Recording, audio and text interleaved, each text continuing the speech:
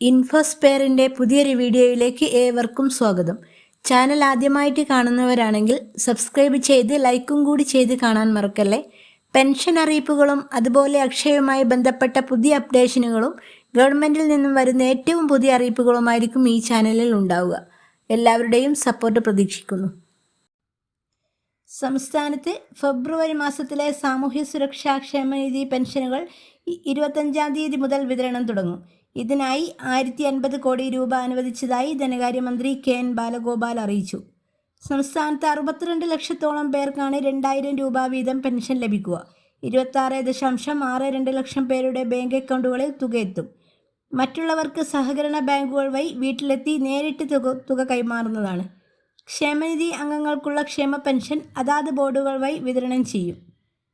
8.46 ലക്ഷം പേർക്ക് ദേശീയ പെൻഷൻ പദ്ധതിയിലെ കേന്ദ്രവിഹിതം കേന്ദ്ര സർക്കാരാണ് നൽകേണ്ടത്. ഇത് കൃത്യമായി ലഭിക്കാത്ത സാഹചര്യത്തിൽ കേന്ദ്രവിഹിത ഇനത്തിലുള്ള 24.21 കോടി രൂപയും സംസ്ഥാനം മുൻകൂർ അടിസ്ഥാനത്തിൽ അനുവദിച്ചിട്ടുണ്ട്. ഈ വിഹിതം കേന്ദ്ര സർക്കാരിൻ്റെ PFMMS സംവിധാനം വഴി ഗുണഭോക്താക്കളുടെ ബാങ്ക് അക്കൗണ്ടുകളിലേക്ക് ക്രെഡിറ്റ് ചെയ്യും. എന്നാൽ ഇതും പലപ്പോഴും വൈകുന്ന സാഹചര്യം ഒഴിവാക്കണമെന്ന് സംസ്ഥാനം ആവശ്യപ്പെട്ടിട്ടുണ്ട്. ഈ സർക്കാർ ഇതുവരെ 49,433.83 കോടി രൂപയാണ് ക്ഷേമ പെൻഷൻ ഇനത്തിൽ വിതരണം ചെയ്തത്. ഒന്നാം പിണറായി സർക്കാർ 35,154 കോടി രൂപ പെൻഷൻകാർക്ക് ലഭ്യമാക്കി. അതേസമയം 2011-2016 ചുമതലയിലുണ്ടായിരുന്ന UDF സർക്കാർ 9,011 കോടി രൂപയാണ് നൽകിയത്.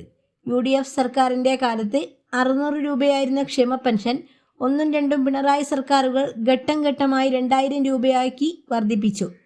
ഇപ്പോൾ പ്രതിമാസം 1050 കോടിയോളം രൂപയാണ് പെൻഷനായി നൽകുന്നത്. ഇതൊരു കുടിശ്ശികയില്ലാതെ തന്നെ അതാത് മാസം തന്നെ വിതരണം ചെയ്യുന്നുണ്ട്. നിലവിൽ ഒരു വർഷം ക്ഷേമ പെൻഷൻ വിതരണത്തിന് വേണ്ടി വരുന്നത് 14,500 കോടി രൂപയാണ്.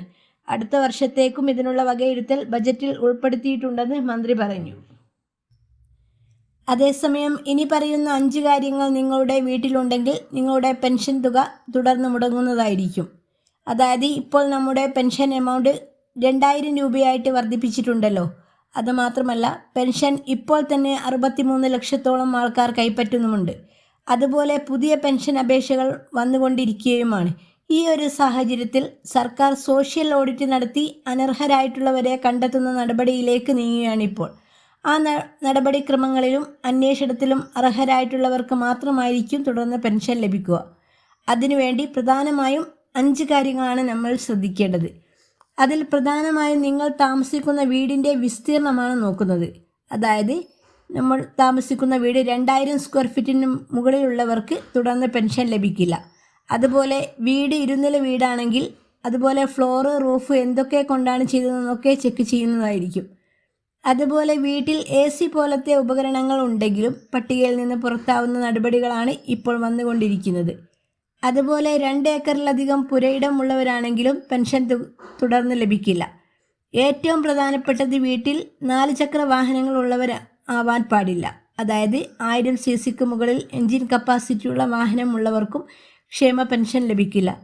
അതുപോലെ നിങ്ങളുടെ കുടുംബവാർഷിക വരുമാനം വിവാഹിതരായ മക്കളൊഴികെ ബാക്കി ഏത് സ്രോതസ്സിൽ നിന്നാലും 1 ലക്ഷത്തിൽ കവിയാൻ പാടില്ല. അതുപോലെ ഇപ്പോൾ ഒരുപാട് പേരോട് ഇൻകം സർട്ടിഫിക്കറ്റ് ഹാജരാക്കാൻ പറയുന്നുണ്ട്. ഒന്നുകിൽ പെൻഷൻ അപ്ലൈ ചെയ്ത സമയത്ത് ഇൻകം സർട്ടിഫിക്കറ്റ് കൊടുത്തിട്ടുണ്ടാവില്ല. അങ്ങനെയുള്ളവർക്ക് പുനർവെരിഫിക്കേഷൻ്റെ ഭാഗമായി ഇൻകം സർട്ടിഫിക്കറ്റ് ഹാജരാക്കാൻ പറയുന്നുണ്ട്. അങ്ങനെ മെമ്പർ മുഖാന്തരമോ മെസ്സേജ് വഴിയോ അറിയിപ്പ് കിട്ടിയിട്ടുണ്ടെങ്കിൽ എത്രയും പെട്ടെന്ന് അടുത്തുള്ള അക്ഷയ സെൻറ്റർ വഴിയോ CSC സെൻറ്റർ വഴിയോ സേവന സൈറ്റിൽ അപ്ലോഡ് ചെയ്യേണ്ടതാണ്. മേൽപ്പറഞ്ഞ ഈ 5 കാര്യങ്ങളിൽ എന്തെങ്കിലും ഉണ്ടെങ്കിൽ തുടർന്നുള്ള മാസങ്ങളിൽ പെൻഷൻ മുടങ്ങുന്നതായിരിക്കും. പ്രധാനപ്പെട്ട ഈ ഇൻഫർമേഷൻ നിങ്ങൾ മറ്റുള്ളവരിലേക്കും ഷെയർ ചെയ്യുമല്ലോ. അടുത്തൊരു ഇൻഫോർമേറ്റീവായ വീഡിയോ ആയിട്ട് വരുന്നവരെ താങ്ക് യു ഫോർ വാച്ചിങ്.